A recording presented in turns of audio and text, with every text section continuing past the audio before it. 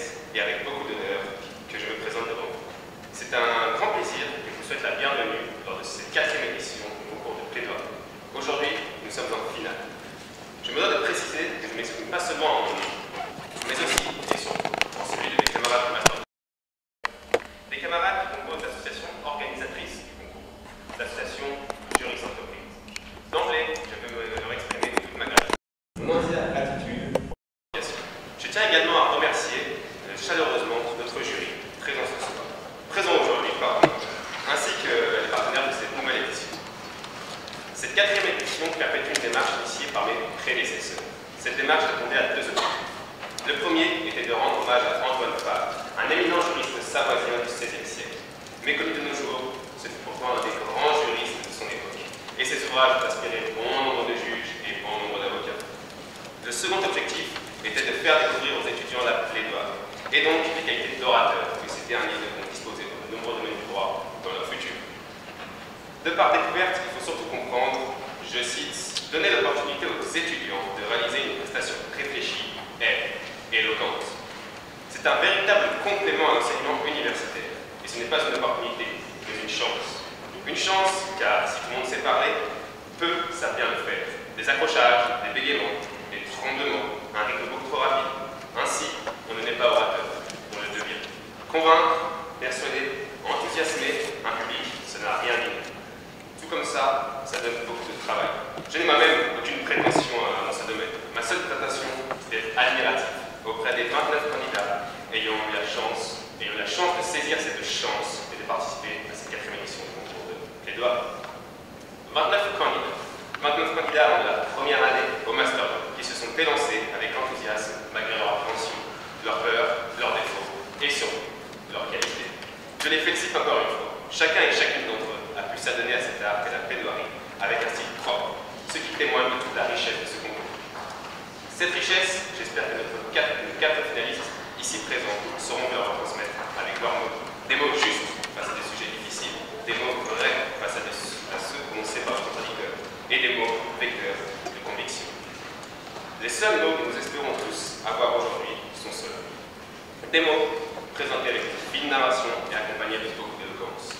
Chers jurys, mesdames et messieurs, si l'éloquence honore celui qui parle, elle sublime ceux qui savent écouter. Soyons donc, sans plus attendre, supplémés par les 4 candidats. Je vous remercie.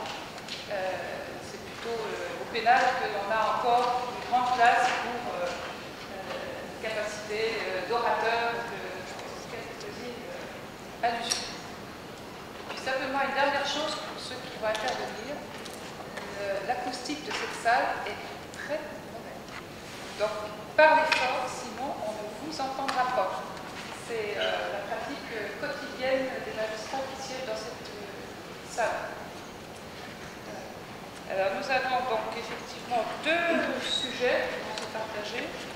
Le premier qui est très à la mode, les modes alternatifs de règlement des litiges. C'est une solution adéquate en droit des affaires. Et puis nous aurons ensuite le problème de l'optimisation fiscale. Alors, pour nous lutter contre cette optimisation. Alors, la parole, a priori, est à M.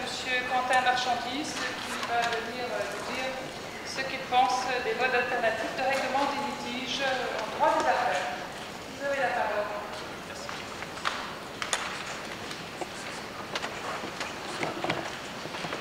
Mesdames et messieurs, membres du jury, j'ai aujourd'hui le privilège d'être le premier à prendre la parole devant vous, dans cette salle où tant de jugements ont été rendus, devant un jury qui prend part à ces jugements, certains ont même prononcé.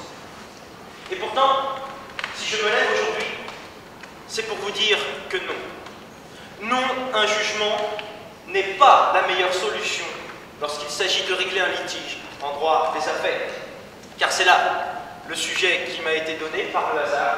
Je dois vous prouver aujourd'hui, vous convaincre que les modes alternatifs de règlement des litiges sont la solution adéquate en droit des affaires.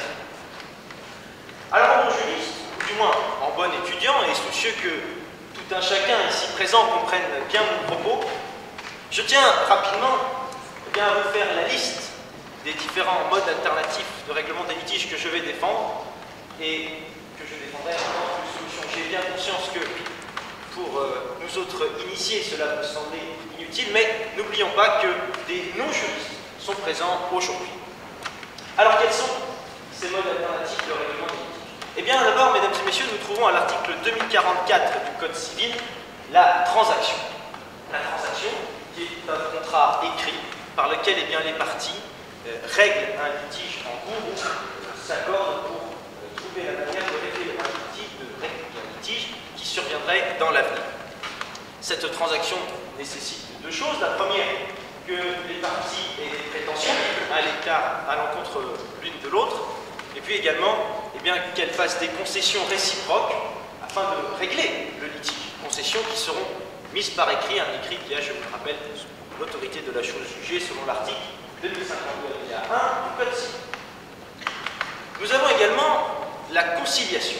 La conciliation qui est un procédé amiable par lequel les parties rapprochent, du moins tentent de rapprocher leur point de vue pour parvenir à un accord, et cela grâce à un conciliateur.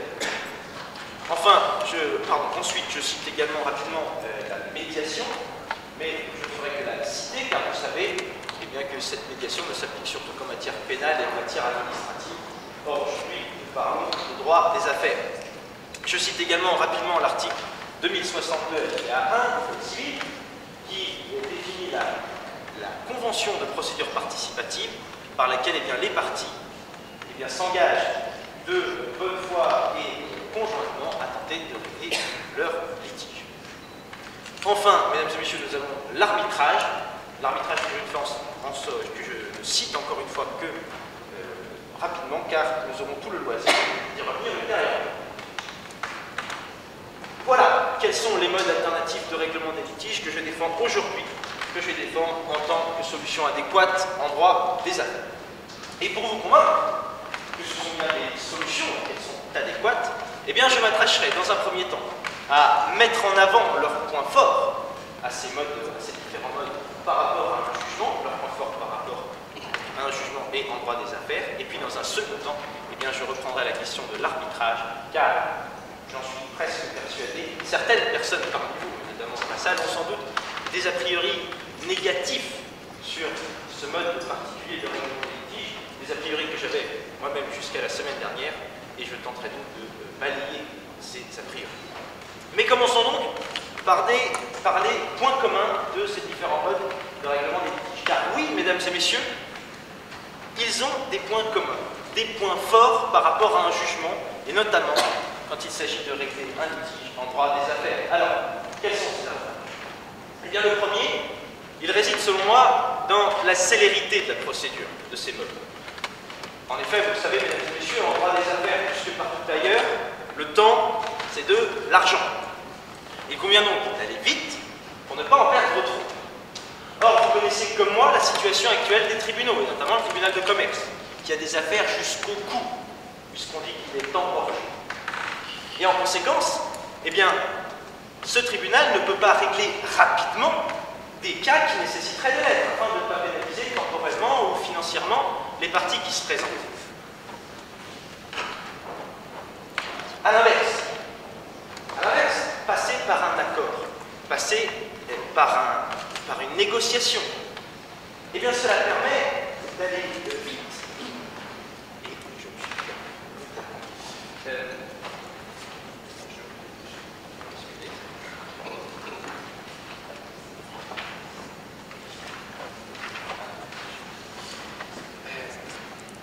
Bien, donc je parlais de célérité, car les tribunaux sont engorgés. Alors, que pourrait répondre ma camarade Asta à l'idée de la rapide procédure des modes alternatifs de règlement de litige qui permettent d'aller vite? Ma camarade pourrait me répondre, eh bien que la célérité, une procédure trop rapide n'est pas forcément gage d'efficacité et de qualité.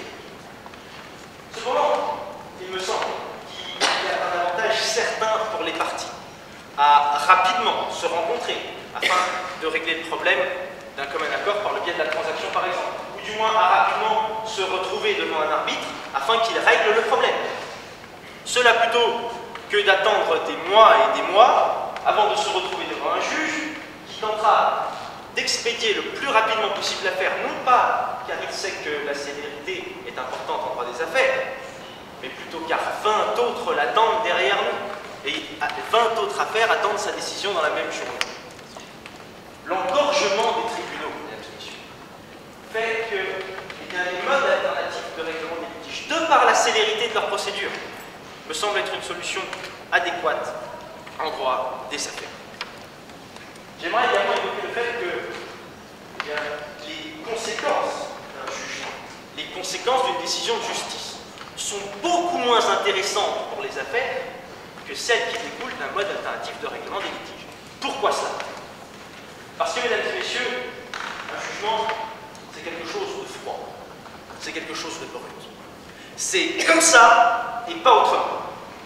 Une des parties reçoit une enclume sur la tête, l'autre, eh bien, repart plus légère, mais en ayant dû se battre pour ne pas la recevoir, cette enclume. Et vous pensez bien que recevoir une enclume sur la tête à cause d'un autre, cela n'incite pas vraiment à retourner vers cette personne afin de renouer des liens commerciaux, afin de refaire un marché.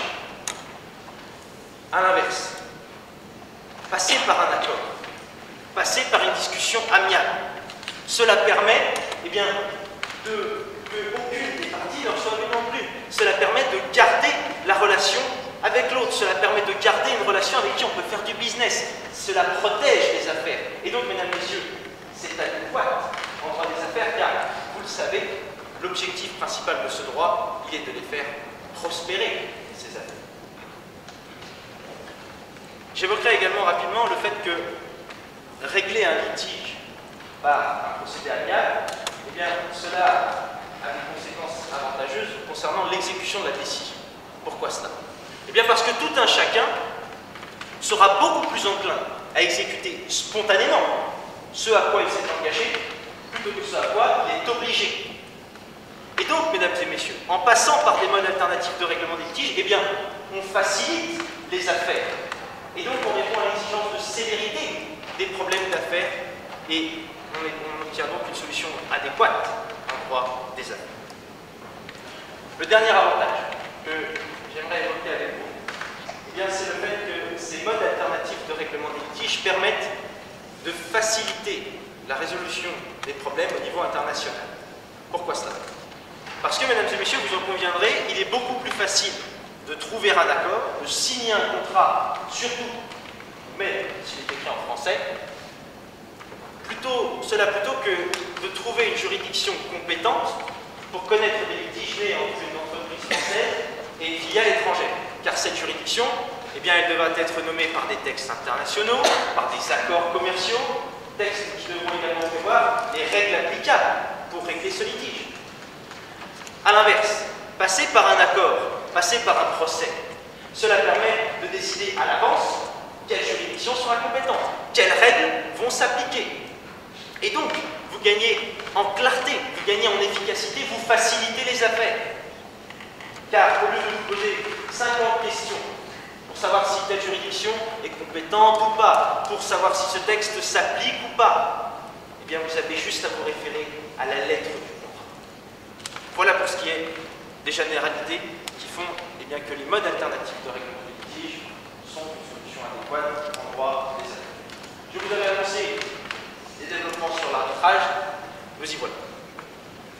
Je tiens d'abord à rappeler que si j'accorde autant d'importance à ce mode particulier de règlement des litiges, c'est parce qu'il est, selon moi, celui qui a le plus d'a priori négatif dans l'esprit des juges. Et c'est pour cela que je m'y attarde maintenant, pour vous montrer que ces a priori ne sont que des a priori, qui ne sont pas fondés. Alors quels sont-ils? Quelles sont-elles, ces idées négatives? Eh bien je pense, mesdames et messieurs, que nous serions tous plus ou moins d'accord pour citer la possibilité de corruption des juges, le manque de légitimité des juridictions arbitrales, ou encore le manque de force exécutoire des décisions rendues par ces arbitres.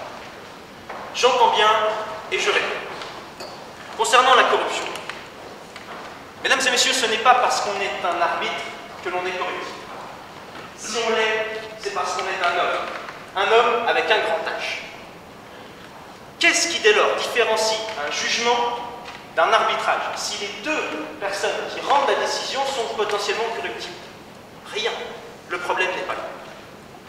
Concernant la légitimité des juridictions arbitrales, mesdames et messieurs, comment ces juridictions se retrouvent-elles nommées pour connaître de telle ou telle affaire? Eh bien, elles le sont par les parties eux-mêmes, par les parties dans un contrat.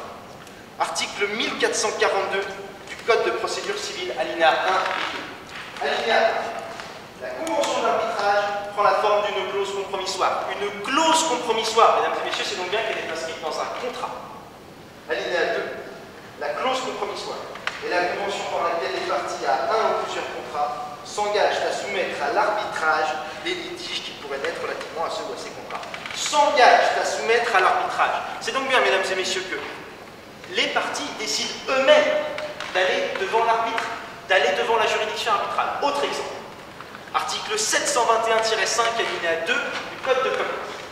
Article qui dispose bien que les statuts d'une société peuvent prévoir que les associés, les litiges entre associés, seront soumis à l'arbitrage, litige qui mettrait relativement à la société.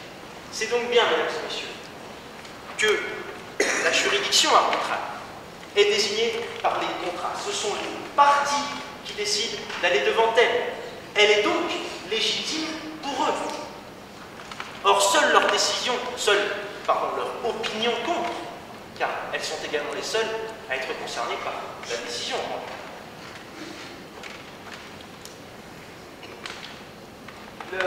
Concernant le manque de force exécutoire des décisions arbitrales. Il est vrai, je l'admets, que les décisions rendues par les arbitres n'ont pas une très grande force exécutoire, du moins force moindre que celle rendue par les juges. Car vous le savez, pour obtenir l'exécution forcée d'une décision arbitrale, il faut passer par une ordonnance d'exéquatur, article 1487 du Code de procédure civile. Cependant, cette ordonnance d'exéquatur, elle ne concerne que l'exécution. Elle ne concerne pas la décision en elle-même. Le tribunal ne peut pas remettre en cause la décision prise. Il ne peut que s'abstenir de la rendre exécutoire, ou du moins de forcer son exécution. Cependant, mesdames et messieurs, cette décision, elle a autorité de la chose jugée. Article 2084, alinéa 1. La sentence arbitrale a, dès qu'elle est rendue, l'autorité de la chose jugée relativement à la constatation qu'elle tranche. Article 1484 du Code de procédure civile. En outre, l'alinéa 2 de ce même article prévoit que cette décision peut être assortie de l'exécution provisoire.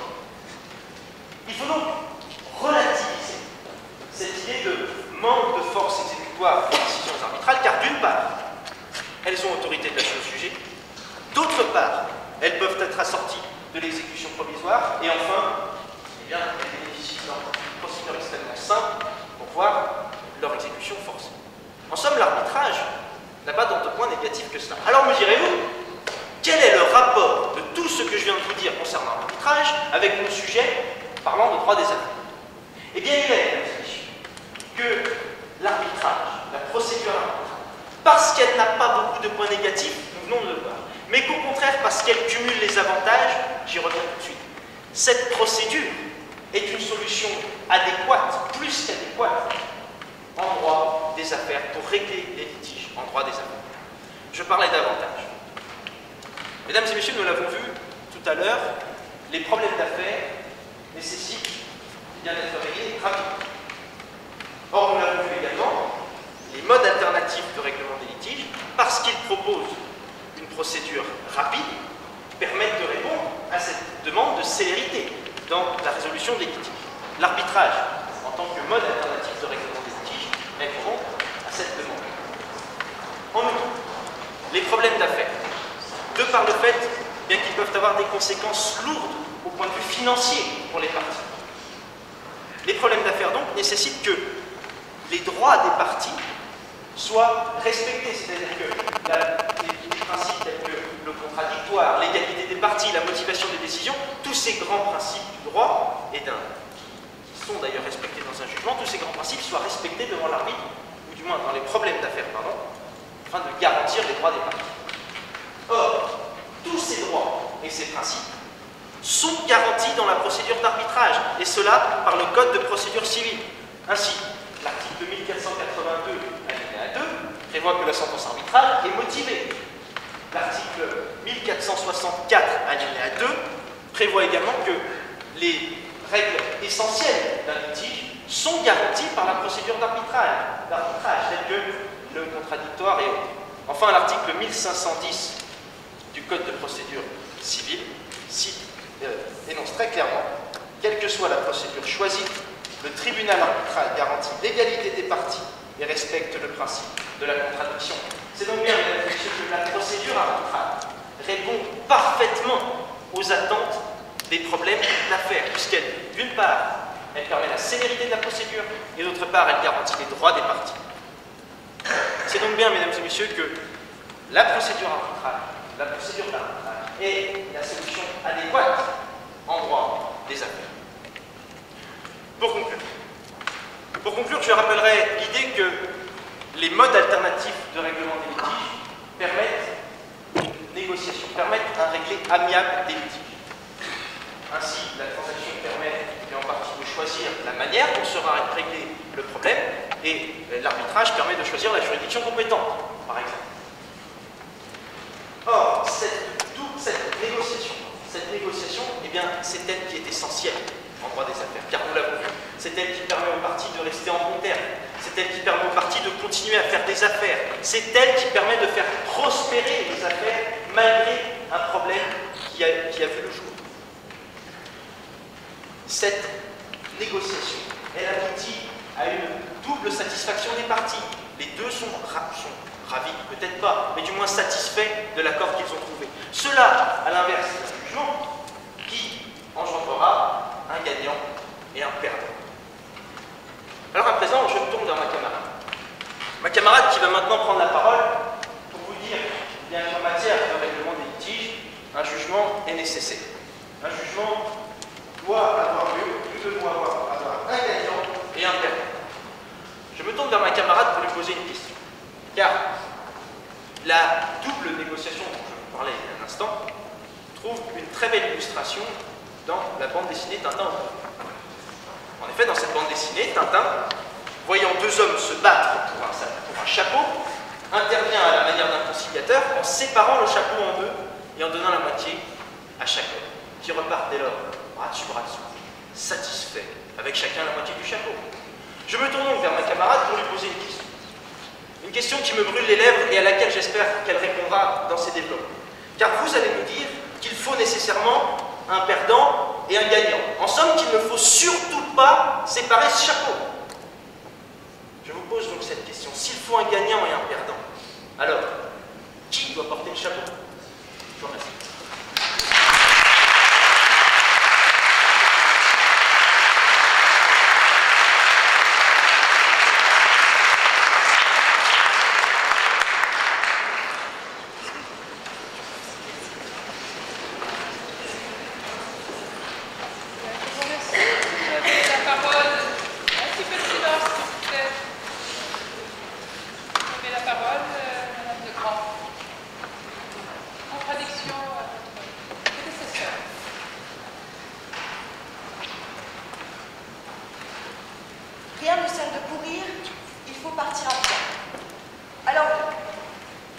sujet de la finale du concours de plaidoirie de cette année ne porte en rien sur une fable de La Fontaine.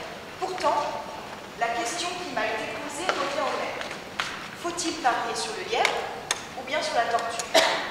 Mon contradicteur a tenté de vous faire croire qu'il fallait préférer la vitesse, le rendement, la productivité, le staccanovisme, plutôt que l'efficacité, la fiabilité ou la sécurité. Et Charlie Chaplin, dans les temps modernes, s'est vite rendu compte que cette première solution n'était pas la meilleure. Et aujourd'hui, je suis Charlie. Mais ce que mon contradicteur a sans doute oublié de vous dire, c'est la morale de toute cette histoire. C'est bien la tortue qui gagnera la course. Madame la Présidente, Madame et Messieurs les jurés, les modes alternatifs de règlement des litiges sont-ils la solution adéquate en droit des affaires? Je vais vous démontrer, à travers une affaire qui s'est réellement passée, que les règlements amiables n'étaient pas envisageables et qu'ils présentent ainsi de nombreuses carences. Mais je vais vous expliquer également en quoi, de manière générale, le règlement amiable n'est pas une solution adéquate en droit des affaires. Laissez-moi donc tout d'abord présenter ou vous représenter l'affaire CNMRT contre Kamel, qui a été tranchée après une procédure tumultueuse par la deuxième chambre civile de la Cour de cassation le 19 octobre 2006. Je me permets de vous rappeler les faits. Dans cette affaire, le Comité national contre les maladies respiratoires et la tuberculose, qui est une association reconnue d'utilité publique et qui a pour objet de fédérer et coordonner des actions destinées à promouvoir la santé respiratoire, avait conçu, dans le cadre d'une campagne publicitaire contre le tabagisme et visant principalement des adolescents, une série d'affiches et de timbres destinés à la vente et inspirés du décor des paquets de cigarettes de la marque Camel. En haut de l'affiche, était inscrite de manière en tout point identique à la fameuse marque de cigarettes, le slogan « Te laisse pas rouler par la cigarette ». Tout était là, un homme, de la fumée de cigarette et le fameux dromadaire s'exprimant ainsi « La clope, c'est pire que la traversée du désert ». Évidemment, cette affiche n'a absolument pas plu à la société JT International qui fabrique pour la France les cigarettes de la marque Camel. Ils ont donc décidé d'agir en justice. Il s'agissait là du procès de David contre Goliath, une petite association nationale luttant contre le tabagisme contre une multinationale qui fabrique des cigarettes. J'ai l'honneur aujourd'hui de porter la robe de l'avocat et pour les besoins de ma plaidoirie, je vais donc me placer en tant qu'avocate de cette association. Mon client est donc venu me voir avec une question en tête. La multinationale avec laquelle j'ai un différend me propose de régler notre conflit à l'amiable. Pensez-vous que cette solution serait adéquate? Me voilà donc dans mon bureau à expliquer à mon client, pour commencer, ce qu'est la médiation. La médiation est un dispositif qui permet d'accompagner ou de trouver des solutions dans des litiges ou des conflits individuels comme collectifs. Elle peut être conventionnelle, judiciaire ou institutionnalisée. Mais dans tous les cas, les parties doivent trouver une solution entre elles grâce à l'intervention d'un tiers, le médiateur. Si l'on se met en situation de médiation, je vous laisse imaginer mon client et sa petite association nationale face à cette énorme entreprise, dans un bureau de bar, avec des fauteuils en cuir et un sabre accroché au mur du directeur comme s'il voulait nous démontrer sa force de caractère. Mon client, un peu intimidé, commence par édicter les solutions qu'il trouve souhaitables pour éviter toute procédure. Le directeur à son tour s'exprime. Oui, vous avez de bonnes idées, certes, mais il va sans dire que les nôtres sont meilleures. Délicate manière de lui faire comprendre que dans tous les cas, il n'aura pas le dernier mot. Et il faut s'imaginer que c'est tout le lobbying des industries du tabac qui parle derrière ce bureau de marbre placé. Mon client ne fait pas point. La médiation présente des avantages. Mais quels sont réellement ces avantages si ce n'est celui de la loi du plus fort? Oui, la médiation peut être comparée à la loi du plus fort. Chacun campe sur ses positions et lorsque la plupart abandonnent, ceux qui réussissent doivent cette réussite à l'abandon de leurs convictions, de leurs idées par le plus faible d'entre eux. Laurence Alama a même dit, je cite, « La médiation n'est sûrement pas une solution à toutes les situations de conflit. La médiation, c'est non. J'envisage alors la possibilité de la conciliation. Le but de la conciliation est de transiger, compromettre, négocier ses positions afin de trouver un accord. Cependant, le conciliateur n'a pas besoin d'être formé. Il fait appel à son bon sens et à ses compétences d'intermédiaire naturel. Les compétences d'intermédiaire naturel. Mon client fait grise mine et me demande d'envisager autre chose. La conciliation, c'est non. Je tente donc une troisième possibilité, la transaction, méthode classique de la négociation. Transiger, c'est faire des concessions de manière à terminer un différend.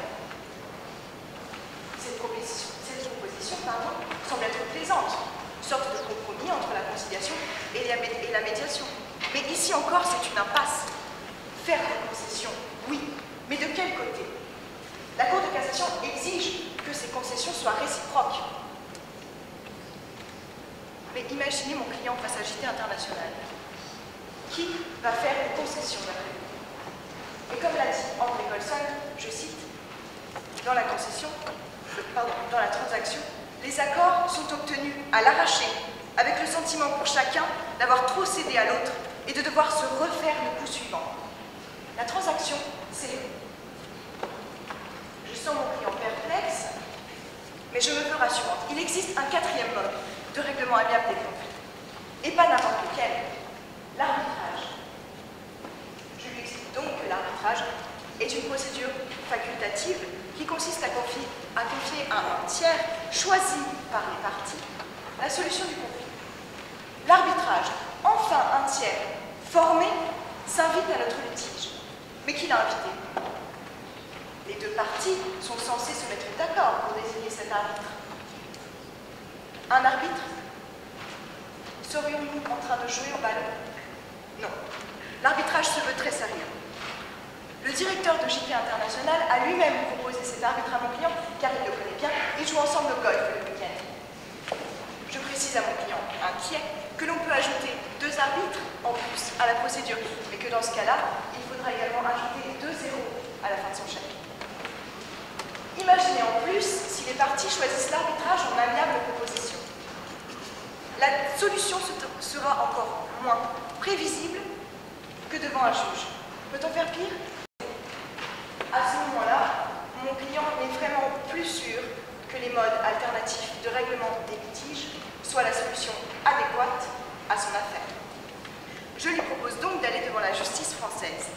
C'est ainsi que la deuxième chambre civile de la Cour de cassation a décidé que, je cite, en utilisant des éléments du décor des paquets de cigarettes de marque Camel, à titre d'illustration sur un mode humoristique, dans des affiches et des timbres diffusés à l'occasion d'une campagne générale de prévention à destination des adolescents, dénonçant les dangers de la consommation du tabac, produit nocif pour la santé, le CNMRT, agissant conformément à son objet, dans un but de santé publique, par des moyens proportionnés à ce but, n'avait pas abusé de son droit de libre expression. La justice a été plus longue que n'importe quel autre règlement amiable, oui, mais elle a été juste, car elle a jugé en droit et non en intérêt.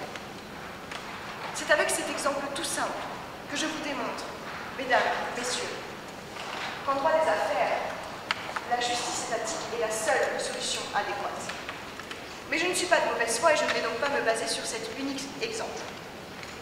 Mon contradicteur nous a dit que les modes alternatifs de règlement des litiges sont plus rapides, qu'ils permettent de faire prospérer les affaires entre les parties, qui permettent d'éviter l'engorgement des tribunaux. Alors oui, les modes alternatifs de règlement des litiges sont une très belle solution. Ce serait merveilleux si tout pouvait se régler sans aller devant le juge, si tout le monde pouvait être ami. Mais cette solution est utopique et nous devons parler de réalité. Or, dans la réalité, les modes alternatifs de règlement des litiges ne sont pas une solution adéquate au droit des affaires. On parle de règlement amiable. Amiable veut tout dire, pourtant nous ne sommes plus amis. Nous sommes dans une situation de conflit, de non-retour. Il y a donc des prétentions que je devrais abandonner au profit de l'autre partie. Le chapeau aussi peut se séparer dans un règlement amiable. Une poignée de main, un sourire factice, hypocrite, et tout est censé être oublié. Mais ce n'est pas ainsi que la France a bâti sa justice. La réflexion est importante. On voit que le droit, qui avait la volonté d'être uniforme, est en train de se morceler. On est dans une société où on fait exactement le contraire de ce que l'on a voulu faire depuis des siècles. On cherche à faire des droits pour chacun, alors que je suis convaincue que le droit doit être celui de tous. On présente les modes alternatifs de règlement des litiges comme une solution d'avenir.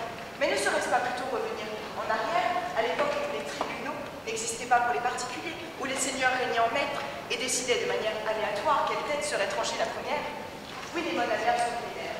Et comme on disait d'ailleurs, je cite, c'est bien à Damas, où l'on fabrique le oud, lutte ad corps, que la définition d'Épictète résonne le mieux, quand il compare au joueur de lutte qui accorde ses cordes, le médiateur qui cherche à faire sortir de la discorde un accord.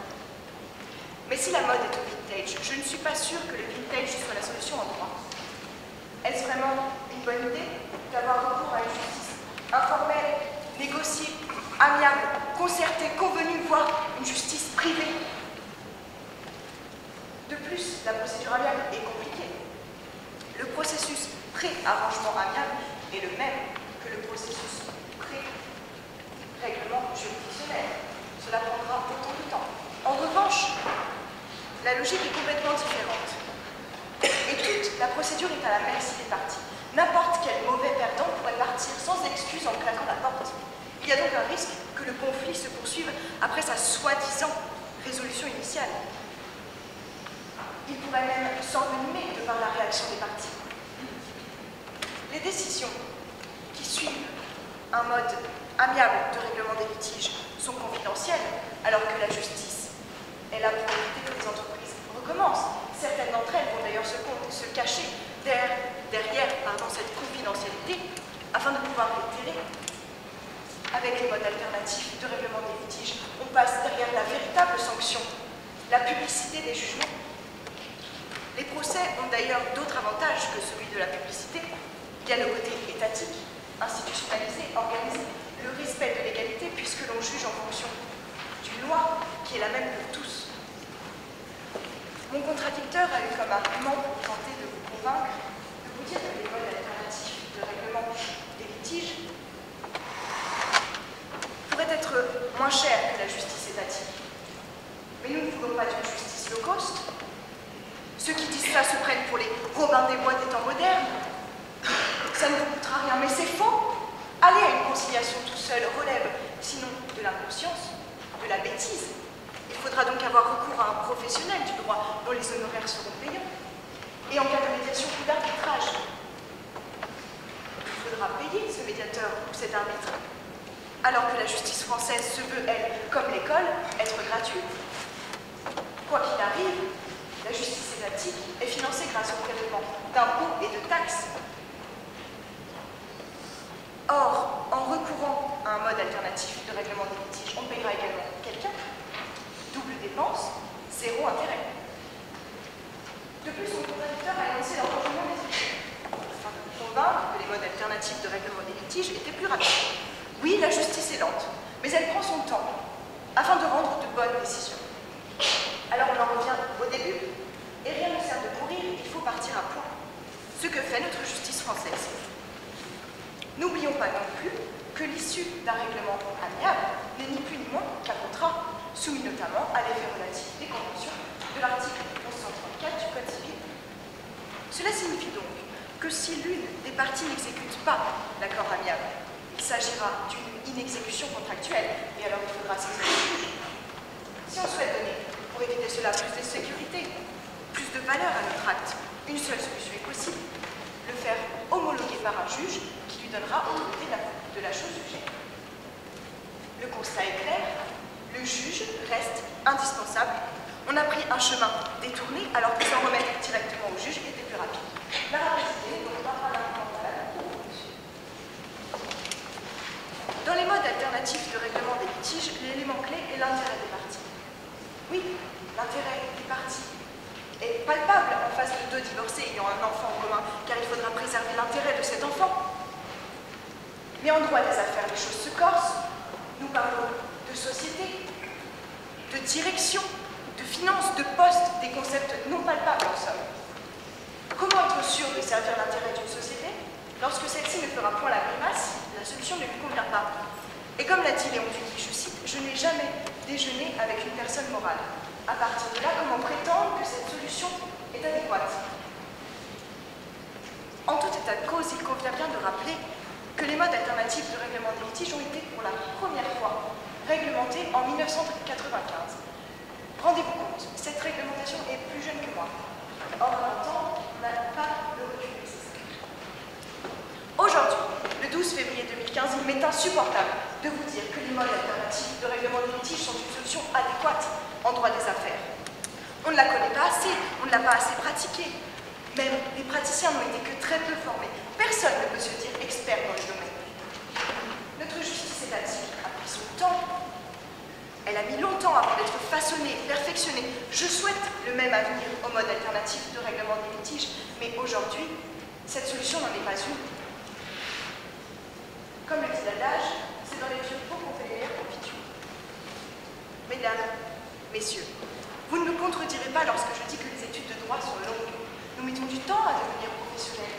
Les connaissances que nous avons si durement acquises ne sont pas à la portée de tous, ce qui fait le charme de notre profession d'ailleurs. Mais comment accepter de pouvoir laisser notre savoir-faire dans les mains de n'importe qui? Pour conclure, je vous affirme donc que les modes alternatifs de règlement des litiges ne sont pas la solution adéquate en droit des affaires. Ainsi, juges, greffiers, avoués, mandataires, liquidateurs, avocats plaideurs, nous aurons toujours besoin de vous. Merci de votre attention.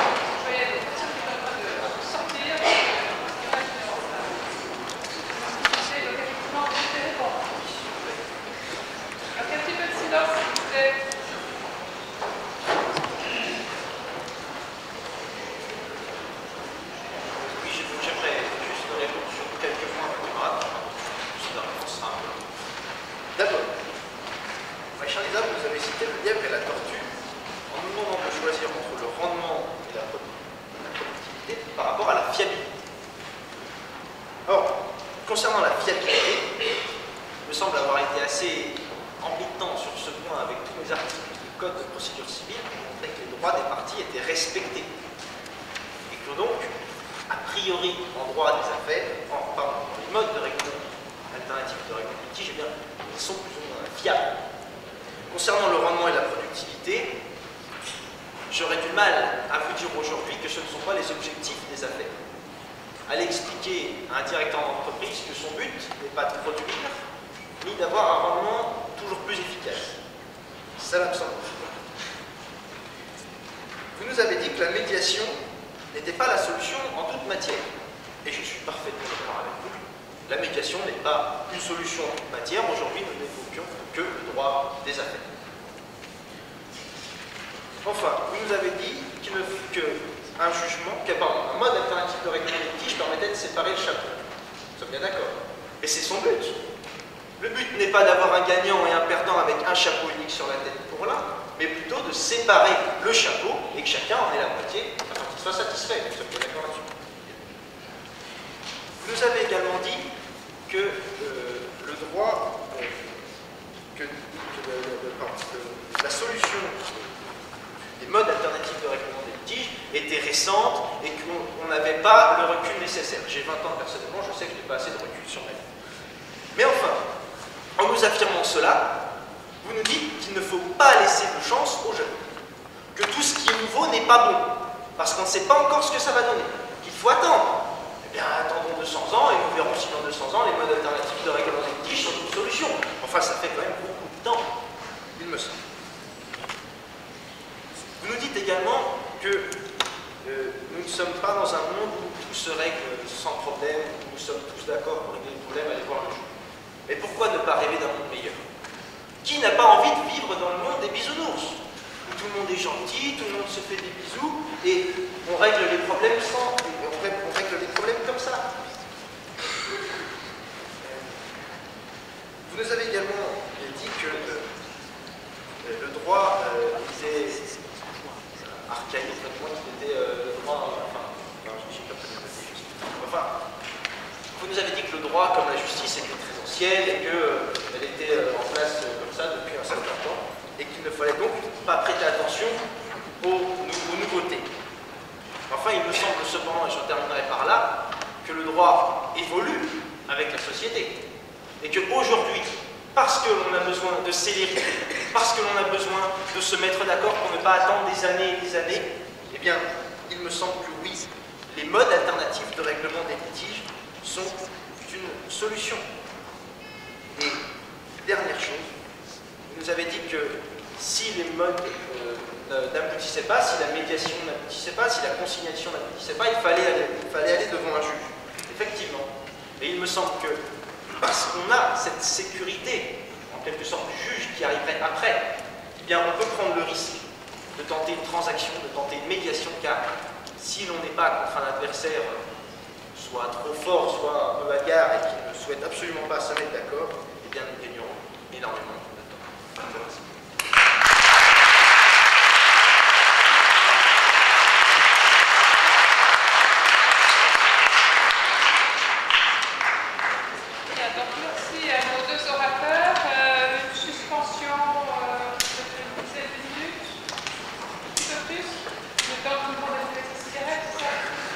Alors surtout pas une camelle et pas dans 5 du palais de justice. Merci. L'optimisation fiscale, pour ou contre? Alors, monsieur Jean-François Charois. Vous avez la parole.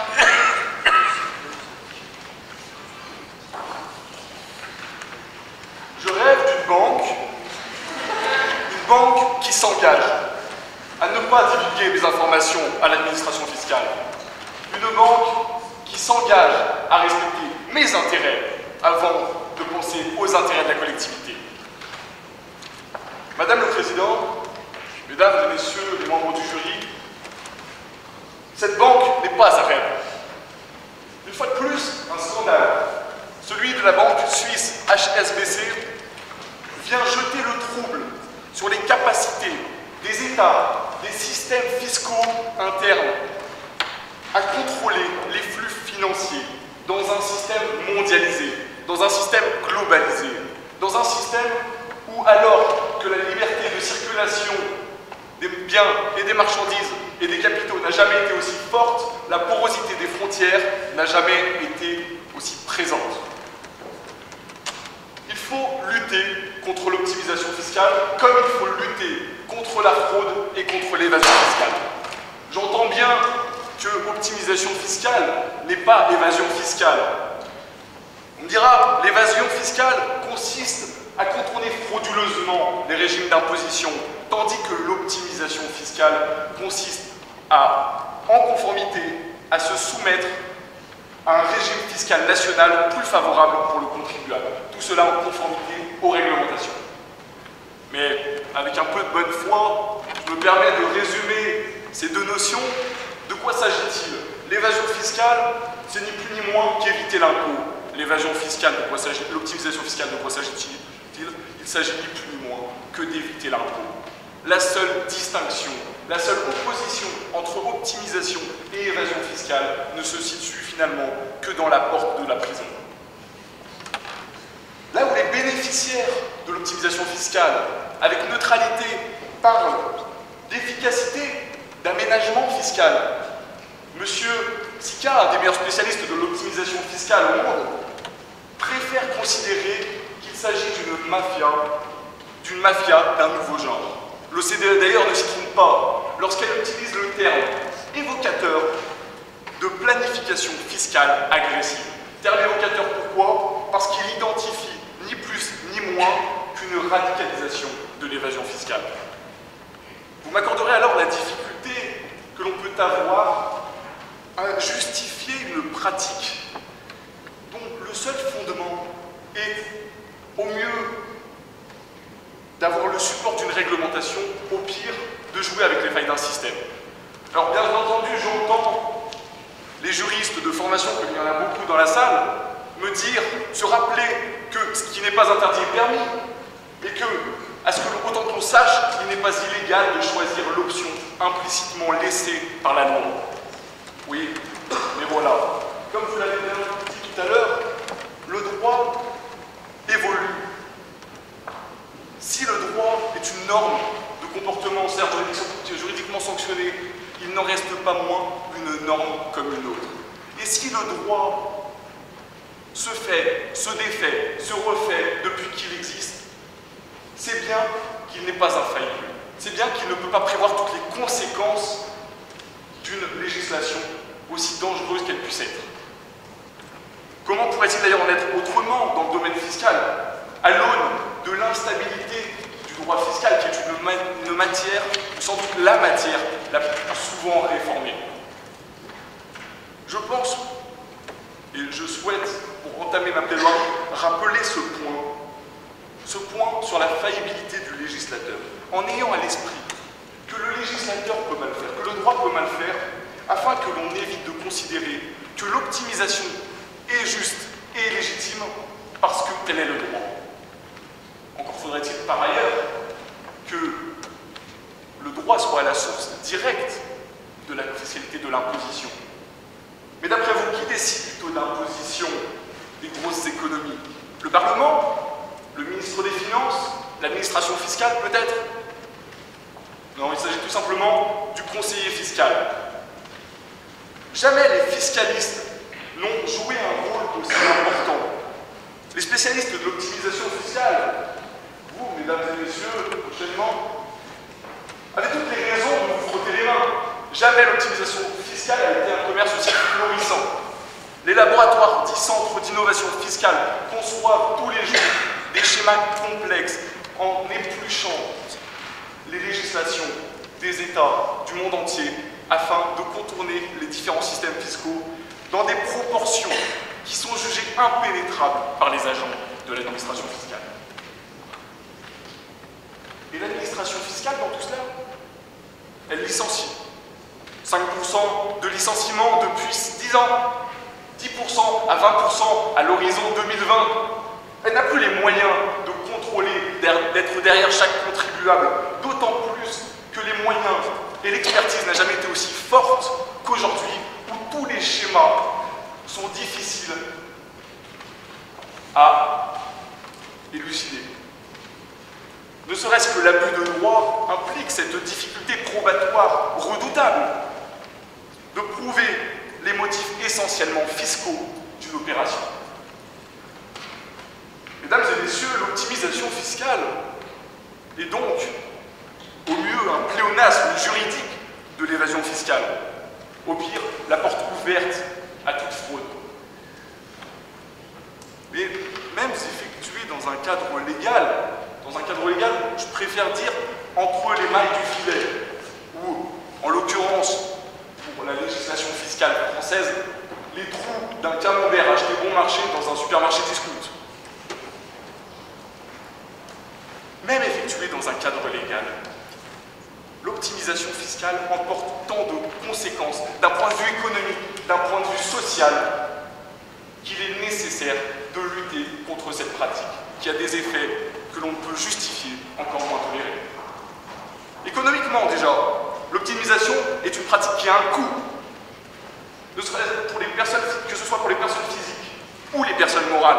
Elle nécessite une forte expertise, la possibilité d'opérer des schémas complexes. Bref, elle implique une base financière énorme. D'autant plus, elle implique une structure même de l'entreprise qui justifie cette optimisation fiscale. Que l'on puisse dissocier les centres d'activité des centres administratifs. Or, les activités de PME, de PMA, de PMI, de TPE sont le plus souvent moins mobiles que celles des grandes entreprises. De plus, il est moins aisé pour les petites entreprises de dissocier ces sites de production des sites administratifs, des sites de décision. De fait, l'optimisation fiscale profite donc aux plus grosses entreprises, aux plus grosses entités économiques jeu de l'évitement fiscal, ces entités sont bénéficiaires d'une plus importante marge financière encore, alors que d'autres entreprises qui ne peuvent pas bénéficier de ces optimisations fiscales, eh bien, doivent compter avec les charges que leur imposent les taxes. Comme vous l'avez dit, vous avez parlé tout à l'heure, chers collègues, de David contre Goliath, nous y revoilà. C'est à nouveau la lutte de David contre Goliath. Cette fois-ci, j'aimerais aller un peu plus loin. C'est David contre Goliath, sauf que Goliath n'a jamais été aussi puissant. Et David n'a finalement qu'un lance-papier. Alors que l'on ne vienne pas me rétorquer, comme Patrick Bruel, que l'important, ce ne sont pas vos cartes, c'est ce que vous en faites. Lorsqu'un déséquilibre budgétaire déjà important se voit renforcé avec le soutien implicite du législateur, c'est in fine le jeu de la concurrence qui s'en trouve affecté. Cette situation n'est-elle pas contraire au droit? Le droit n'a-t-il pas pour objectif de rééquilibrer les situations factuelles déséquilibrées? Par quelle inéquitable raison ce que le droit cherche à rééquilibrer dans un contrat entre un professionnel et un consommateur, dans ces matières d'imposition, eh bien, le législateur vient renforcer ce déséquilibre. Alors, bien entendu, ce n'est pas à dire que l'optimisation fiscale est l'apanage des grands groupes, des grosses entités économiques. Si la concurrence est nécessairement faussée par le jeu de l'optimisation fiscale entre les grands et les petits acteurs économiques, force est de constater que ces petites entités économiques, si elles veulent demeurer compétitives, doivent elles aussi s'adonner à l'évitement fiscal. Voilà engagée donc la course à l'évitement fiscal, à celui qui paiera le moins d'impôts. J'aimerais que les entreprises cessent de considérer que s'exonérer de ses devoirs est un sport et une activité, que c'est non seulement déloyal, mais que c'est préjudiciable à l'intérêt de tout le monde de se comporter de la sorte, affirmait notre ancien ministre des Finances, Jérôme Cahuzac. Mon contradicteur, ne tombez pas dans la spirale du mensonge en voulant prétendre défendre l'inverse. Parce qu'il avait raison. Après tout, l'État est l'entité juridique, par définition, qui va concentrer, qui va équilibrer l'intérêt de tous. Or, lorsque l'optimisation, fait par le jeu de l'optimisation fiscale, cet État ne fait plus rentrer d'argent, eh bien, tout simplement, l'État, ou devrais-je dire les États, sont les grands perdants. Pourtant, l'État, et on l'oublie souvent, est le premier facteur de croissance. Il assure les infrastructures, il assure financièrement les infrastructures, la formation pour assumer une main-d'œuvre qualifiée. Il assure également le régime social et, en définitive, la paix sociale. Autant d'éléments contradicteurs qui nécessitent une rentrée d'argent, qui nécessitent des recettes fiscales que l'État n'est plus en mesure d'avoir si chacun y va de l'optimisation fiscale et de l'évitement de l'impôt. Pour ne citer que la France, Total, EDF, le Crédit Lyonnais, ou alors pour citer les États-Unis, Amazon, Facebook, Google, par leurs filiales et leurs sociétés offshore, ont fait perdre à l'État des milliards d'euros de recettes fiscales. Or, évincé du bénéfice de l'imposition, l'État n'est donc plus en mesure d'assurer son rôle économique, son rôle de soutien à la création d'entreprises, son rôle de soutien à la création d'activités. Qui plus est, son pouvoir d'attractivité des entreprises étrangères, son pouvoir d'attractivité des entreprises étrangères s'en trouve irrémédiablement réduit. À ceux qui pensent que la fiscalité peut faire fuir les entreprises étrangères sur le sol français, un baromètre établi par le cabinet international, fiscaliste international Ernst & Young a pu mettre en évidence que la décision d'une entreprise de se localiser dans un État ou dans un autre ne dépend pas de la fiscalité. Il dépend principalement des infrastructures, de la qualité de vie, de la formation d'une main-d'œuvre qualifiée, de la flexibilité du droit du travail et du climat social. En conséquence, ce que l'offre publique n'est plus en mesure de financer elle aurait très bien pu si les rentrées d'argent avaient été suffisantes. Doublement perdant finalement l'État, car à l'origine, cette entité structurant l'économie ne peut plus assumer ce rôle. Garant de la croissance, garant de l'économie, il est aussi garant de la paix sociale, comme je l'ai évoqué plus tout à l'heure. La crise économique, la crise financière, la crise budgétaire a renforcé le besoin de redressement des comptes publics. Or, paradoxalement, en ces temps qui rendent nécessaire une contribution de chacun plus importante à l'effort public, les écarts flagrants entre la richesse de certains et la modicité de leur contribution ne sont plus acceptés. L'imposition, dans une situation équitable, doit se faire en vertu de la capacité contributive de chacun. Or, la concurrence fiscale et le jeu de l'optimisation fiscale tentent à entraîner une réduction de l'imposition de certaines assiettes et l'alourdissement corrélatif des autres. Ainsi, à mener à financer une part qui ne leur revient pas de payer, assujettie à une augmentation des impôts qui touchent l'impôt sur le logement, l'impôt pour se loger, l'impôt pour manger, l'impôt pour vivre. La population sent que quelque chose dans le contrat social est rompu. Rappelons-nous du Léviathan de Hobbes. L'homme par nature, agressif, individualiste, égoïste. Les hommes se sont unis pour faire face à cet état de nature. Or, en caractérisant l'esprit de contribution qui résulte de ce contrat fondamental, l'impôt pour chacun apparaît alors comme le corollaire, comme le ciment social, une clause essentielle, le garant de l'effectivité de ce contrat social. La Déclaration des droits de l'homme et du citoyen de 1789 ne dit pas autre chose. Elle constitue pourtant le socle de notre nouveau et actuel contrat social et dispose avec force que l'impôt doit être réparti équitablement. Comment peut-il alors apparaître juste et légitime en ce sens que des contribuables qui bénéficient comme tout autre des avantages du contrat social ne respectent pas les obligations financières qui en découlent? Ces impôts, les impôts de ceux qui font de l'optimisation fiscale, eh bien finalement n'apparaissent que comme une redevance pour services rendus et ne respectent pas la part contributive de l'impôt.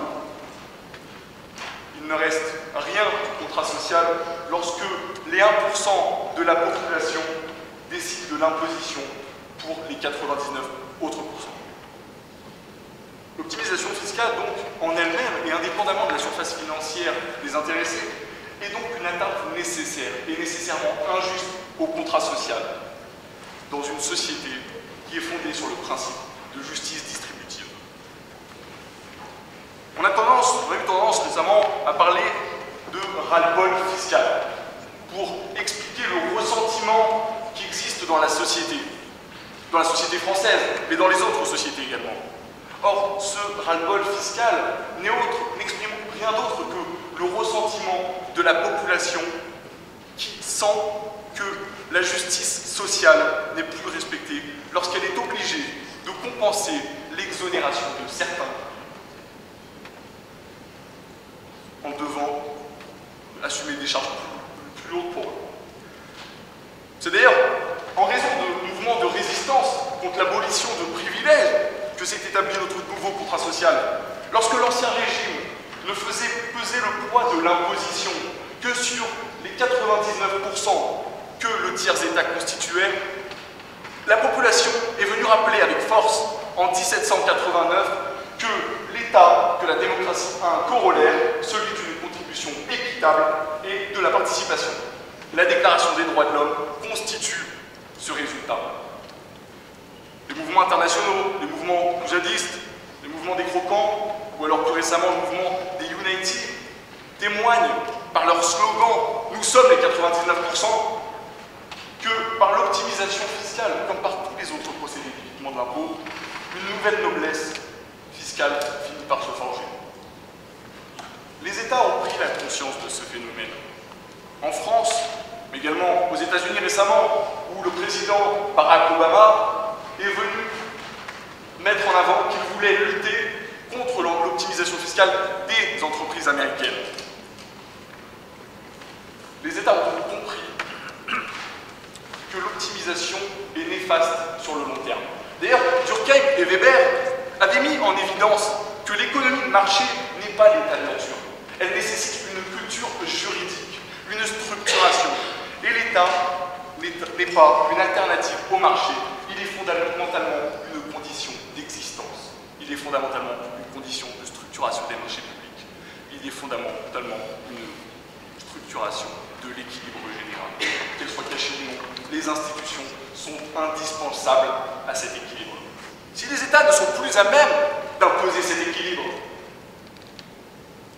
alors c'est peut-être un nouvel ordre qui s'imposerait, caractérisé par le déséquilibre des forces, et on en connaît les fruits amers. Alors, je ne vais pas dire qu'une harmonisation fiscale serait la solution.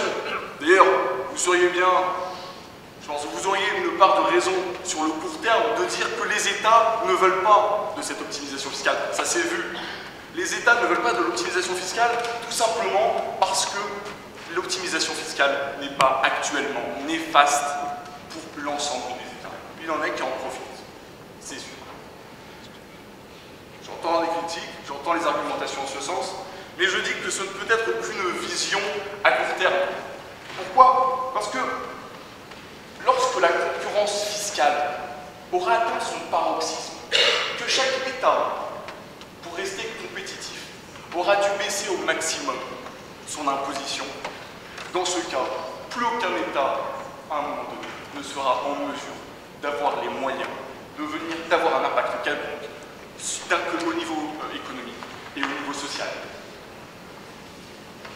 Il faut donc lutter, mesdames et messieurs, contre l'optimisation fiscale, car elle est une cause indéniable de la difficulté des États à trouver leur rôle, un rôle pourtant essentiel dans une vision à long terme. Un État qui ne parvient plus à structurer ses fondements qui le constituent, l'ordre, l'équité, la justice sociale. Un État qui finalement risque de crouler dans une nouvelle dimension, un État de nature où la loi du plus fort sera à nouveau la meilleure. Madame la Présidente, Mesdames et Messieurs les jurys, je vous remercie.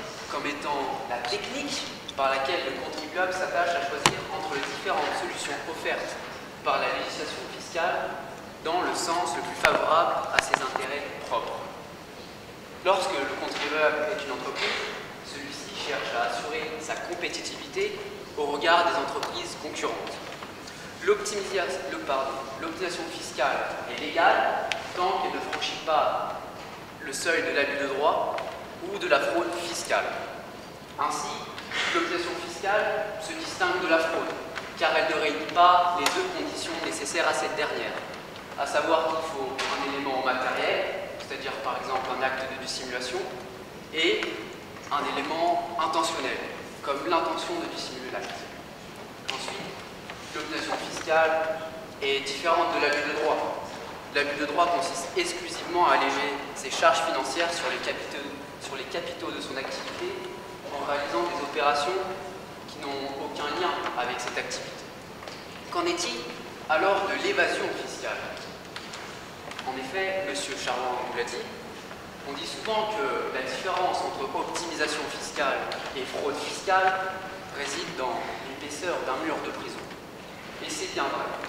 Selon le Conseil des prélèvements obligatoires, l'évasion fiscale s'agit de l'ensemble des comportements du contribuable qui visent à réduire le montant des prélèvements dont il doit normalement s'acquitter. S'il a recours à des moyens légaux, l'évasion fiscale entre alors dans la catégorie de l'optimisation. Si, à l'inverse, il a recours à des moyens illégaux, l'évasion entre alors dans la catégorie de la fraude. Madame la Présidente, laissez-moi donner un schéma récapitulatif de mes propos venant d'un rapport du Sénat. Première conclusion, l'optimisation fiscale est on ne peut plus légale.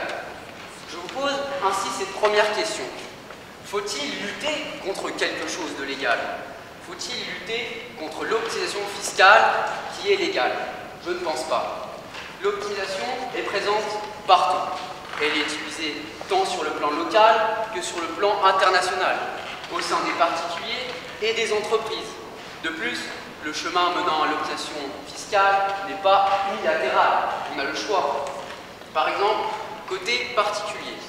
Si vous faites refaire vos fenêtres double vitrage, vous le faites car l'État vous dit que vous disposerez d'un crédit d'impôt, d'une créance sur les frais que vous avez investis. Vous faites de l'optimisation fiscale. Ensuite, nous avons par exemple la loi Girardin qui encourage les investissements dans les dom-toms. L'investissement, quel qu'il soit, permet au contribuable qu'il effectue d'optimiser sa fiscalité en défiscalisant jusqu'à 78% du montant de l'investissement réalisé, voire plus selon les cas. Du côté des entreprises, on se sert de l'optimisation fiscale dès sa création. Les juristes parlent de la liberté de choix de la voie fiscale la moins imposée. De ce fait, pour le créateur d'entreprise, l'optimisation fiscale consiste d'abord à choisir sa type de société. Société à responsabilité, société anonyme, EURL. Dans le cas d'une SARL, par exemple, le gérant devra alors choisir son statut, gérant majoritaire ou gérant minoritaire. Vous voyez, de simples formalités peuvent être de l'optimisation fiscale. Je ne vois pas pourquoi il faudrait lutter. De plus, toutes ces dispositions légales sont offertes par le gouvernement, qui nous incite à utiliser ces procédés. Néanmoins, et mon très cher contradicteur en a parlé, l'optimisation fiscale, et plus précisément l'optimisation fiscale internationale, est souvent critiquée. En effet, les firmes multinationales, qui sont les plus grands acteurs de ce débat, Néanmoins, ce sont ces ténors de la mondialisation qui font tourner l'économie mondiale, et cela grâce à leur habile utilisation de l'optimisation fiscale de la part de leurs experts. Ainsi, très cher membre du jury, je vous pose cette deuxième question. Faut-il lutter contre quelque chose de légal qui de plus fait tourner l'économie? Faut-il lutter contre une des pierres angulaires de l'économie mondiale? Laissez-moi vous donner la réponse à cette question. En règle générale, votre patrimoine financier, votre patrimoine immobilier et votre patrimoine professionnel sont taxables et doivent donc être déclarés à l'administration fiscale. Après les besoins primaires payés, il ne reste plus rien pour consommer ou investir. L'impôt est infailliblement nuisible. Adam Smith disait d'ailleurs que l'impôt peut entraver l'industrie du peuple et le détourner de s'adonner à certaines branches de commerce ou de travail. Heureusement, l'optimisation fiscale vient nous sauver sur tous les plans. Premièrement, grâce aux techniques d'optimisation internationales les plus connues, que sont la création de sociétés offshore ou la création de sociétés holding, les sociétés permettent de créer énormément d'emplois. Je sais, on ne dirait pas. Prenons l'Irlande, connue pour son taux d'imposition sur les sociétés extrêmement bas, 12,5%, contre 33,3% pour la France et 35% pour les États-Unis. Grâce à IBM et Fujitsu, qui sont implantés en Irlande depuis environ 40 ans, et Google plus récemment, 270 000 emplois. 270 000 emplois sur 1,3 million dépendent de cette pierre angulaire d'imposition. On voit bien que sur le plan microéconomique, cela a un impact. Les sociétés offshore permettent aux entreprises de créer des emplois dans des pays à forte taxe, comme la France par exemple, grâce aux économies d'impôts réalisées dans les pays à petite taxe. Le principe commercial des sociétés offshore n'est pas d'évader les taxes, mais de mieux utiliser les bénéfices de l'entreprise en les investissant dans des ressources, sans les gaspiller dans des administrations qui coûtent beaucoup plus qu'elles ne rapportent aux contribuables. Dans la situation économique et sociale actuelle, des pays à forte fiscalité qui n'arrivent pas à gérer des problèmes comme la faim, la pauvreté, l'absence de travail, il semblerait qu'il soit plus judicieux pour l'entreprise de garder son argent et de le distribuer aux salariés plutôt que de le reverser à l'État qui ne saurait pas l'utiliser. Vous ne trouvez pas? Si les grandes entreprises utilisent l'optimisation fiscale pour se défiscaliser, certes, c'est pour leur bien.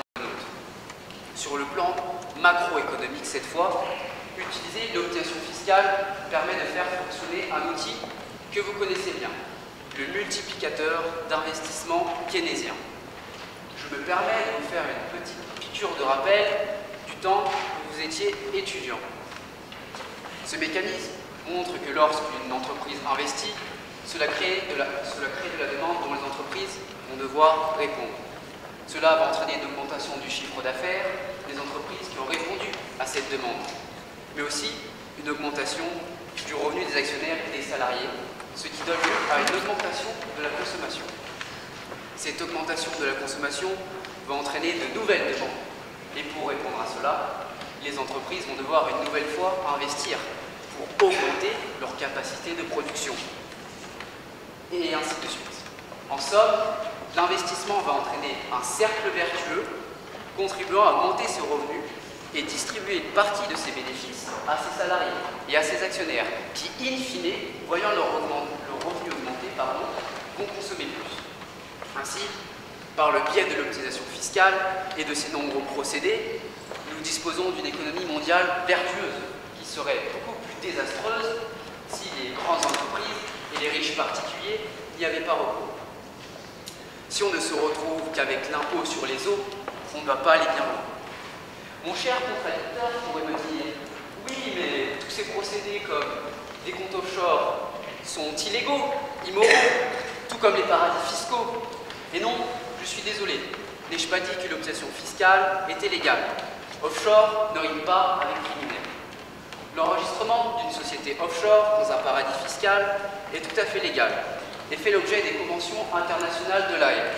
Toute personne physique ou morale résidente de la communauté européenne a le droit de créer une société dans le pays de son choix, sans avoir besoin d'y résider fiscalement. La domiciliation administrative est également permise. Savez-vous aussi que la moitié du stock des investissements directs à l'étranger des multinationales américaines se trouve dans les paradis fiscaux? Pour ce qui est de notre État, c'est 47% de ces IDE qui proviennent des paradis fiscaux. Quand on sait qu'une compagnie aérienne comme Airbus achète ses avions via les IDE provenant des paradis fiscaux, alors s'il n'y a plus d'Icaïman, plus d'Airbus, plus de business. Il faut arrêter de croire que les paradis fiscaux sont réservés et destinés à la drogue et aux fraudeurs.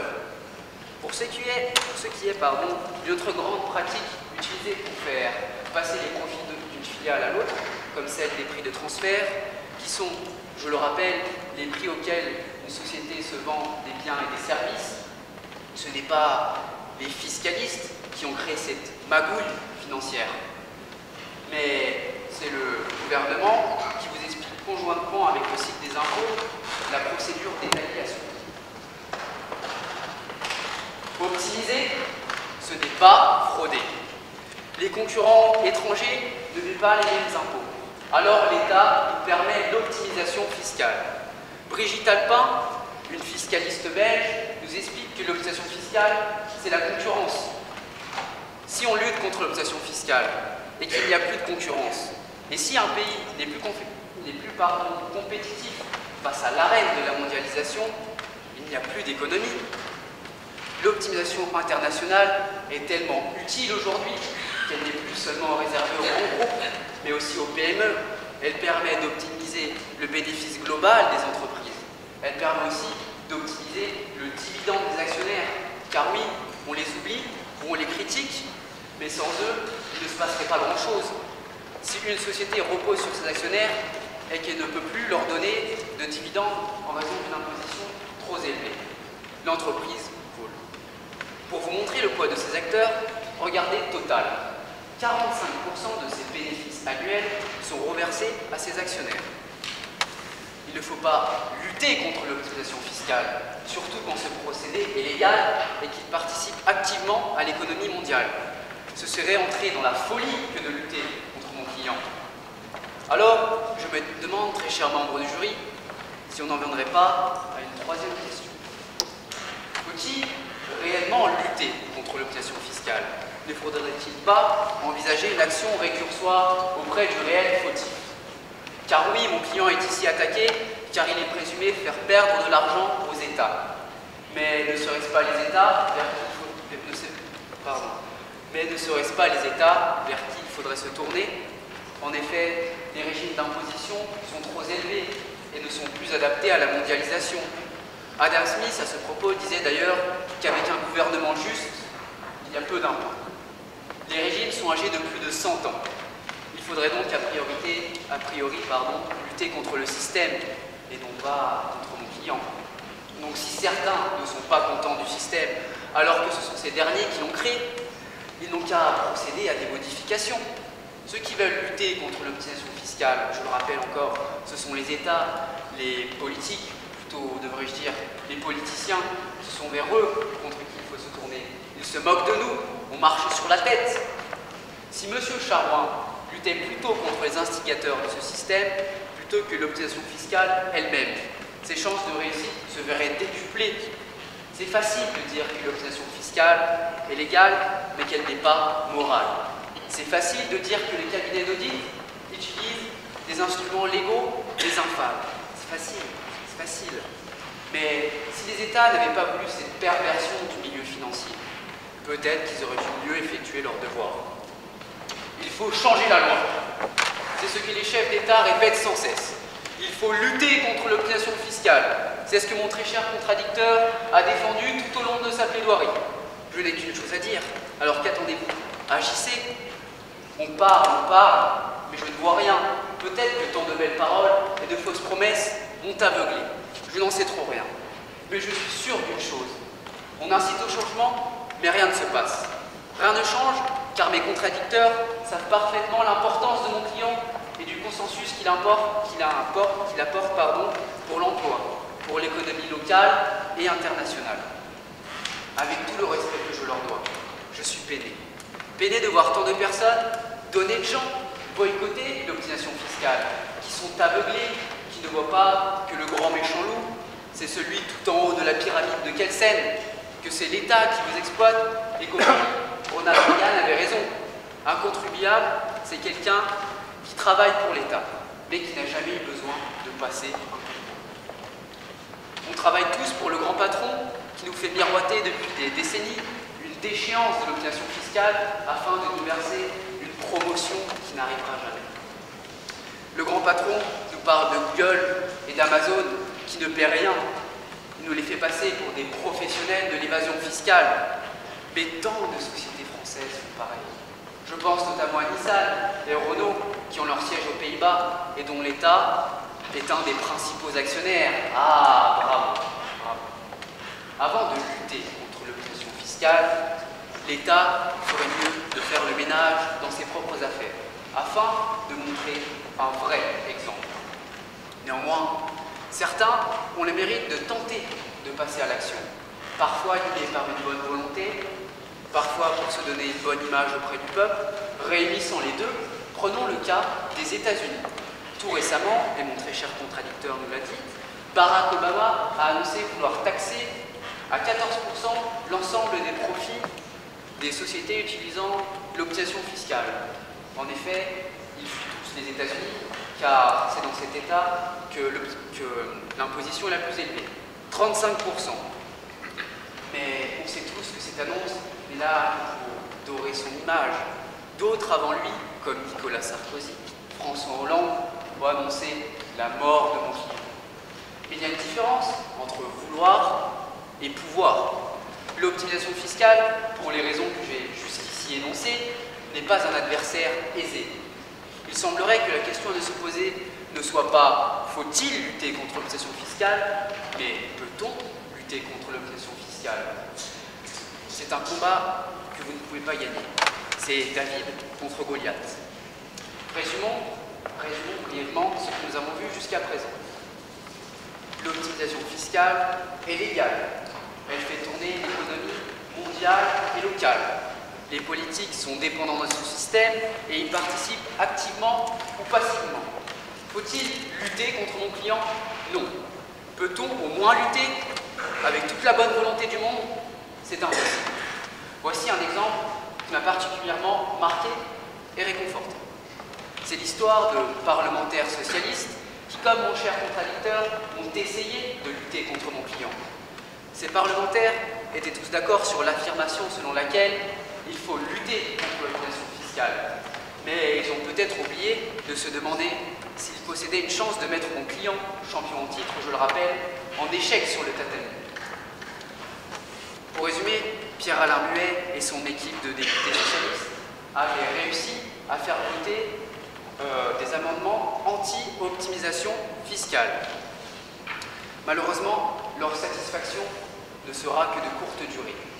En effet, 2 semaines après leur vote, le Conseil constitutionnel a annulé les amendements anti-optimisation fiscale, au motif que ces mesures restreignent la liberté d'entreprendre. Elles sont contraires à la proportionnalité des peines en matière fiscale et elles dérogent au principe de l'égalité des sanctions. Je n'ai pas été le premier à le dire. C'est le garant de la Constitution lui-même qui nous dit qu'il ne faut pas lutter contre l'optimisation fiscale, que lutter contre mon client, c'est lutter contre des principes à valeur constitutionnelle. Si l'avis suprême du Conseil constitutionnel ne vous suffit pas, alors là, je ne sais plus quoi vous dire. Et puis après tout, ce n'était pas une dizaine de personnes qui allaient tout changer. Je ne vois qu'une entité qui le pourrait, c'est l'Union européenne. Cette dernière pourrait réformer le système et mettre à jour un système unitaire d'imposition. Un nouveau système d'imposition plus bas, plus adapté. En soi, un système d'optimisation fiscale. Au final, on en revient toujours au même. Mais pour cela, il faudrait surpasser la souveraineté des États, et ça, c'est une autre histoire. On dit souvent qu'il faut garder le meilleur pour la fin. J'ai lors de cette plaidoirie, malheureusement, essayé tant bien que mal d'avoir été à la hauteur de telles espérances. J'espère vous avoir convaincu de relaxer mon client. Quand bien même tous mes propos n'auraient servi à rien, je ne me fais pas de soucis pour lui. Tôt ou tard, il vous dissuadera de le relaxer, comme il l'a déjà fait par le passé. L'optimisation fiscale est un cas de force majeure. Ça ne s'évite pas et ça ne se lutte pas. Pourriez-vous lutter contre une tornade? C'est la même chose. Néanmoins, Madame la Présidente, très cher membre du jury, si vous acceptez mes arguments, mais que vous n'êtes toujours pas convaincu par la moralité de ma cause, sachez que Paul Louis-Sulitzer disait qu'on ne fait pas d'affaires avec de consentiments, ou alors ce sont des dons et c'est déductible fiscalement. Merci.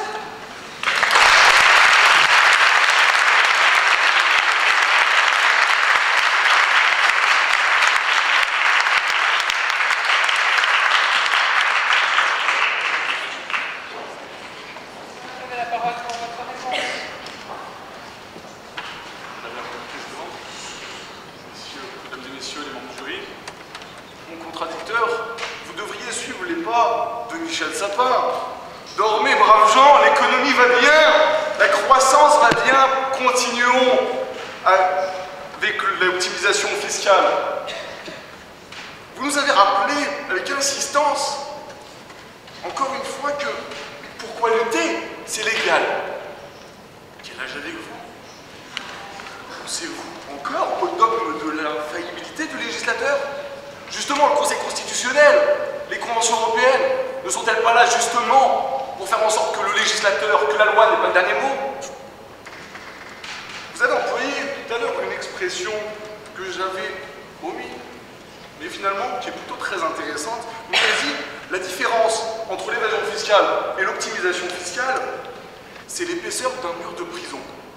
Alors autant moi j'avais dit tout à l'heure, c'est la porte de la prison, mais vous c'est l'épaisseur d'un mur de prison.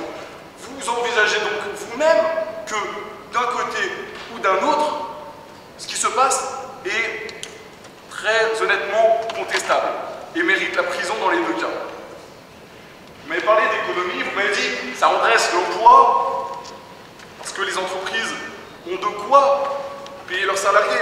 Vous sans doute vous pensez à Kodak qui, rappelez-vous, employait une dizaine de milliers d'employés. Aujourd'hui, le roi, enfin celui qui a pris la suite de Kodak, c'est Instagram, qui s'est vendu à $1 million à Facebook.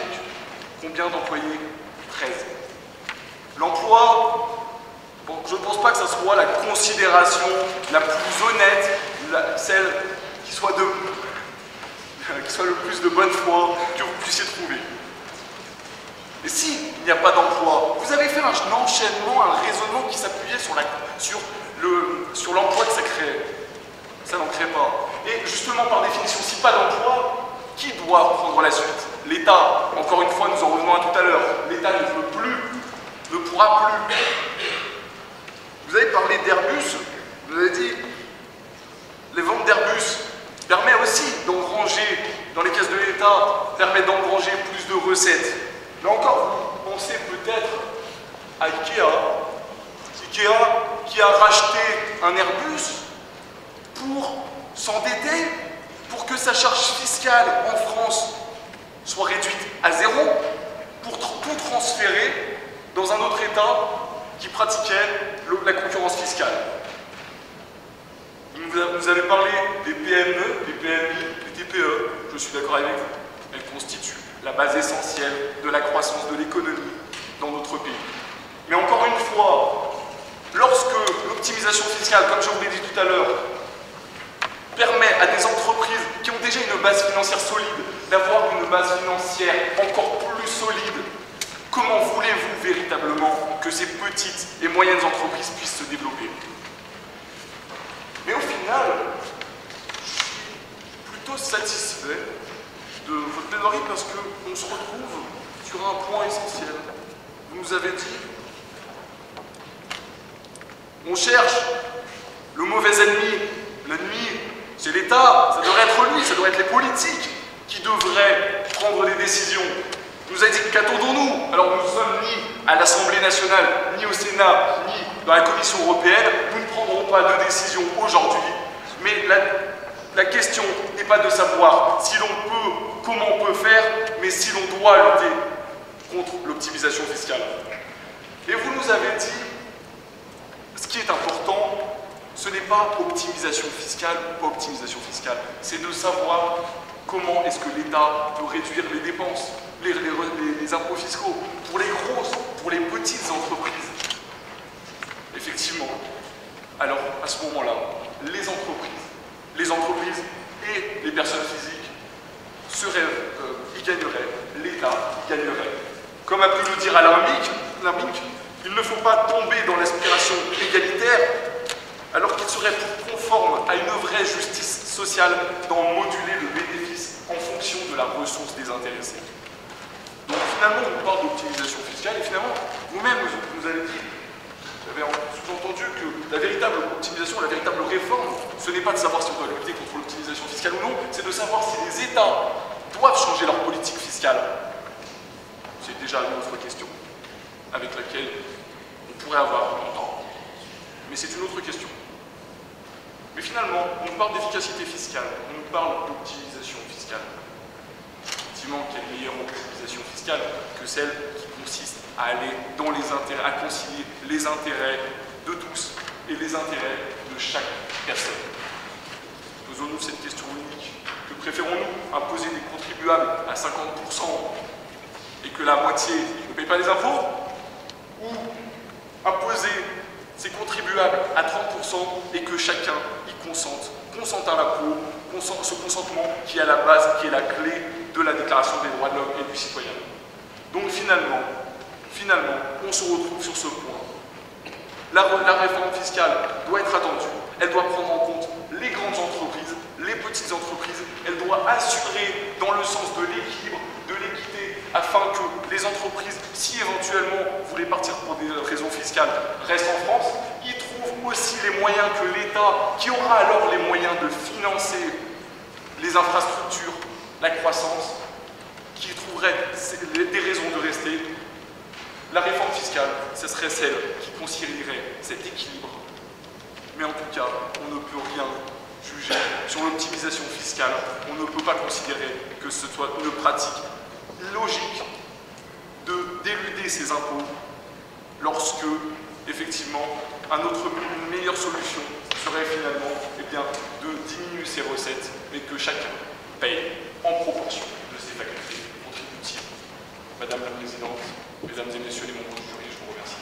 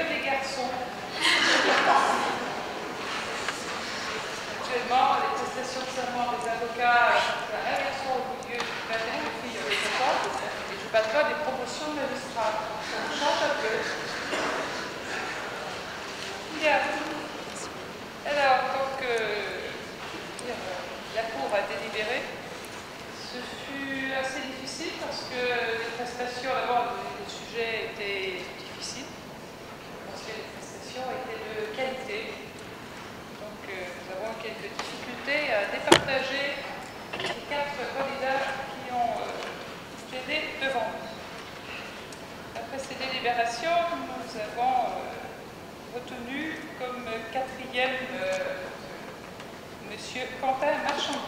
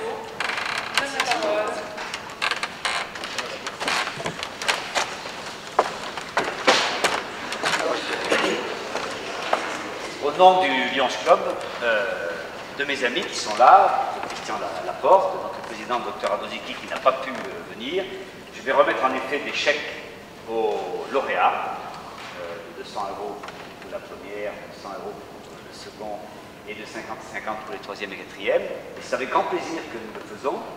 Je remercie vivement l'association Jeunesse Entreprise de nous avoir invités à participer à ce concours de plaidoirie. Le Lions Club a une action humanitaire. Ce samedi, nous allons vendre dans les rues de Chambéry et d'Aix-les-Bains du mimosa au profit de l'association Hermios qui vient en aide aux malades du cancer de l'hôpital de Chambéry. Le 1er mars, nous avons un loto très important, nous y convions, et le produit de ce loto, ce sera pour l'Enfance Majuscule, une association qui s'occupe d'enfants maltraités. Loto à bassin. Pardon? Loto à bassin. Loto à bassin, oui, exact. Un peu plus tard, nous vous vendrons des tulipes, bien volontiers, et là encore, ce sera pour la Ligue contre le cancer, en grande partie. Donc nous avons une action humanitaire, mais nous avons également une action humaniste. Et pour nous, votre concours de plaidoirie s'inscrit pleinement dans nos objectifs. Mais sinon, nous avons aussi, et ce sera à la fin du mois de mars, les journées de la prévention pour les collégiens et lycéens de l'agglomération, pour les aider, les convaincre de prévenir plutôt que de chercher ensuite à guérir, à tous égards.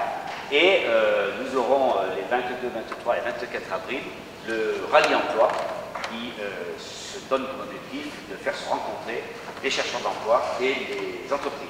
Voilà ce que je peux vous dire. Et pour nous, ce concours de plaidoirie, c'est aussi l'occasion de nous remémorer et de rappeler la mémoire de deux de nos anciens amis, le professeur de Cotigny et maître Maurice Dorier, à qui nous pensons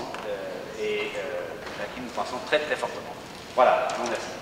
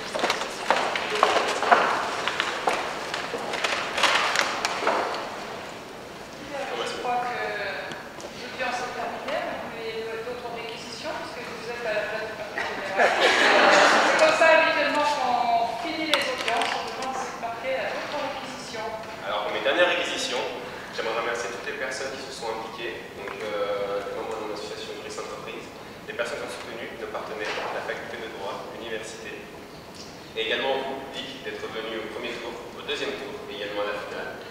Et je vous souhaite une très bonne journée qui va se conclure par un cocktail. Merci beaucoup.